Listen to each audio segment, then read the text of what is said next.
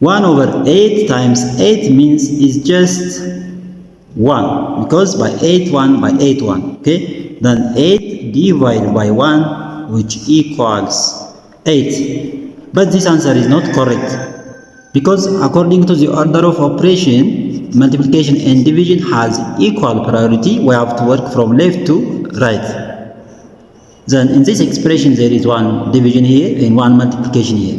Therefore, first we have to do this division and next this multiplication. If we do this multiplication before this division, it is wrong.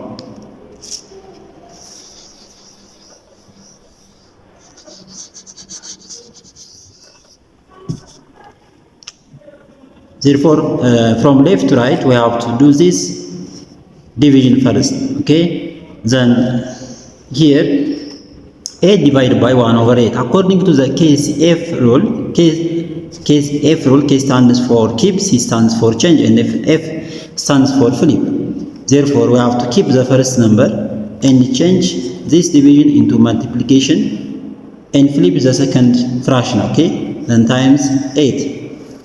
Then which equal 8 times 8, which equals 64. Then times 8. Okay. Then 8 times 4, which equals 8 times 4 means 32, write 2 and remainder 3. 8 times 6, 48 plus 3, which equal to 51. Therefore, the correct answer of this problem is 512. Okay. Therefore, the correct answer equals to 512.